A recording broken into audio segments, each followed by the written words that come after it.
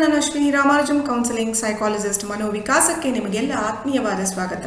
ನಾವೆಲ್ಲ ನಮ್ಮ ಬಾಲ್ಯನ ಎಂಜಾಯ್ ಮಾಡದಂಗೆ ಯಾಕೆ ಈಗಿನ ಮಕ್ಕಳಿಗೆ ಎಂಜಾಯ್ ಮಾಡೋಕ್ಕಾಗ್ತಾ ಇಲ್ಲ?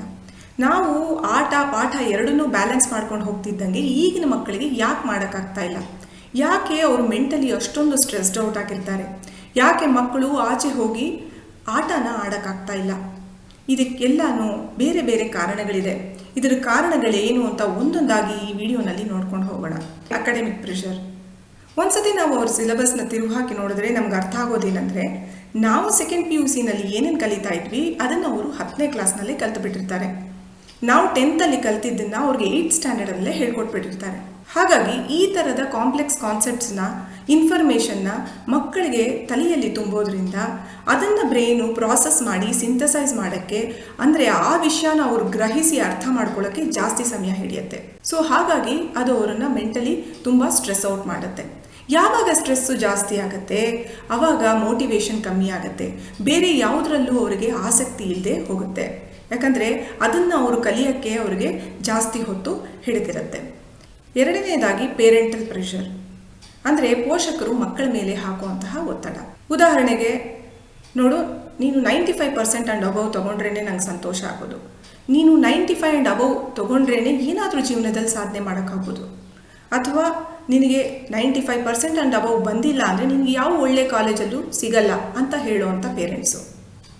ಇನ್ನು ಕೆಲವರು, ನಾನು ಡಾಕ್ಟರ್ ಆಗಬೇಕು ಅಂತ ಅಂದ್ಕೊಂಡ್ರೆ ಅದು ನನ್ನ ಡ್ರೀಮ್ ಆಗಿತ್ತು, ನನಗಂತೂ ಮಾಡೋಕ್ಕಾಗಲಿಲ್ಲ, ನೀನಾದರೂ ನನ್ನ ಡ್ರೀಮ್ನ ಫುಲ್ಫಿಲ್ ಮಾಡು ಅಂತ ಅವರ ಆಸೆಗಳನ್ನು ಮಕ್ಕಳ ಮೂಲಕ ತೀರಿಸ್ಕೊಳ್ಳೋ ಪ್ರಯತ್ನ ಪಡುವಂತಹ ಪೇರೆಂಟ್ಸು.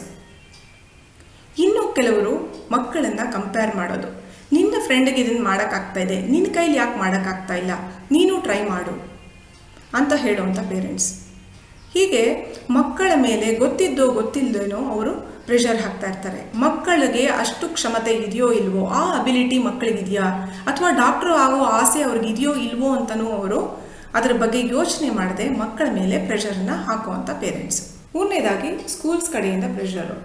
ನಮ್ಮ ಸ್ಕೂಲ್ಗೆ 100% ರಿಸಲ್ಟ್ ಬರಬೇಕು, ನಮ್ಮ ಸ್ಕೂಲ್ಗೆ ಒಳ್ಳೆ ರೆಕಗ್ನಿಷನ್ ಸಿಗಬೇಕು, ನಮ್ಮ ಸ್ಕೂಲ್ ಮಕ್ಕಳಿಂದ ರ್ಯಾಂಕ್ಗಳು ಬರಬೇಕು, ಆಗಷ್ಟೇ ನಮ್ಮ ಸ್ಕೂಲ್ಗೆ ಒಂದು ಹೆಸರು ಬರುತ್ತೆ ಅನ್ನೋ ನಿಟ್ಟಿನಲ್ಲಿ ಸ್ಕೂಲ್ಸ್ಗಳು ಮಕ್ಕಳ ಮೇಲೆ ಪ್ರೆಷರನ್ನು ಹಾಕ್ತಾರೆ. ಎಕ್ಸ್ಟ್ರಾ ಕ್ಲಾಸಸ್ ಇರಬಹುದು, ಸ್ಪೆಷಲ್ ಕ್ಲಾಸ್ಗಳನ್ನ ತೊಗೊಳ್ಳುವಂಥದ್ದು ಇರ್ಬೋದು, ಸ್ವಲ್ಪ ಚೆನ್ನಾಗಿ ಓದಿರೋ ಮಕ್ಕಳಿಗೆ ರಿಸೋರ್ಸ್ ಕ್ಲಾಸಸ್ಗಳಿರ್ಬೋದು, ಅಥವಾ ಎಕ್ಸ್ಟ್ರಾ ಅಸೈನ್ಮೆಂಟ್ಸ್, ವರ್ಕ್ಶೀಟ್ಸ್, ವರ್ಕ್ಶಾಪ್ಸ್, ಹೀಗೆ ಮಕ್ಕಳ ಮೇಲೆ ಆ ಪ್ರೆಷರ್ನ ಹಾಕ್ತಾ ಇರ್ತಾರೆ. ಆ ಪ್ರೆಷರನ್ನು ಸಹ ಮಕ್ಕಳೇ ತಗೊಳ್ಬೇಕಾಗಿ ಬರುತ್ತೆ. ಇನ್ನು ನಾಲ್ಕನೇದಾಗಿ ಬೇಸಿಕ್ ಅಮ್ಯುನಿಟೀಸ್ನ ಕೊರತೆ ಇದೆ, ಅಂದರೆ ಆಟದ ಮೈದಾನಗಳ ಕೊರತೆ ಇದೆ.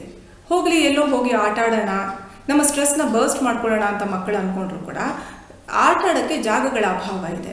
ಮೊದಲೆಲ್ಲ ಮನೆ ಹತ್ರನೇ ಇದ್ದಿದ್ದ ಜಾಗದಲ್ಲಿ ಗಲ್ಲಿ ಕ್ರಿಕೆಟ್ ಅಂತನೋ ಬ್ಯಾಡ್ಮಿಂಟನ್ ಅಂತನೋ ಆಡ್ತಾ ಇದ್ವಿ.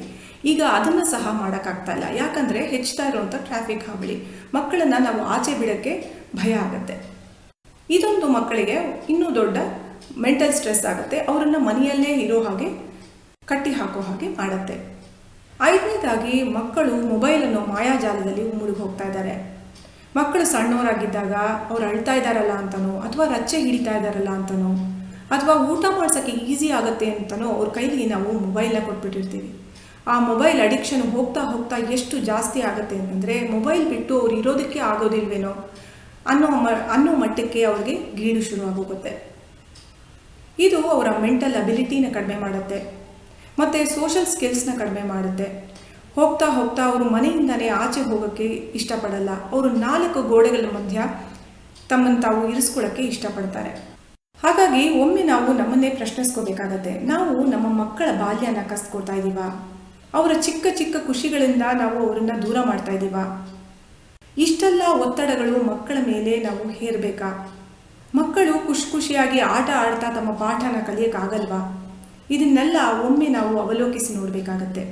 ಹಾಗೆ ಇನ್ನೊಂದು ಮಾತು, ಎಷ್ಟೋ ಪೇರೆಂಟ್ಸು ಮಕ್ಕಳು ಹೊರಗೆ ಹೋಗಿ ನಾವು ಆಟ ಆಡ್ಕೊಂಡು ಬರ್ತೀವಮ್ಮ ಅಂತ ಹೇಳಿದಾಗ, ಯಾಕೆ ಆಟ ಅಂತ ಟೈಮ್ ವೇಸ್ಟ್ ಮಾಡ್ತೀಯಾ? ಅದ್ರ ಬದಲು ಏನಾದರೂ ಒಂದು ಒಳ್ಳೆಯದನ್ನು ಕಲಿಬಾರ್ದಾ? ಏನಾದರೂ ಒಂದು ಆ್ಯಕ್ಟಿವಿಟಿ ಮಾಡಬಾರ್ದಾ? ಒಂದು ವೋಕಲ್ ಕ್ಲಾಸಿಗೆ ಹೋಗಬಾರ್ದಾ? ಏನೋ ಒಂದು ಇನ್ಸ್ಟ್ರೂಮೆಂಟ್ ಕಲಿಬಾರ್ದಾ? ಇನ್ನು ಸ್ಕೂಲ್ನಿಂದ ಹೋಮ್ವರ್ಕ್ ಏನಿದೆ ನೋಡಬಾರ್ದಾ? ಓದ್ಕೋಬಾರ್ದಾ? ಈ ರೀತಿ ಹೇಳೋ ಪೇರೆಂಟ್ಸ್ನ ನಾವು ನೋಡ್ತೀವಿ.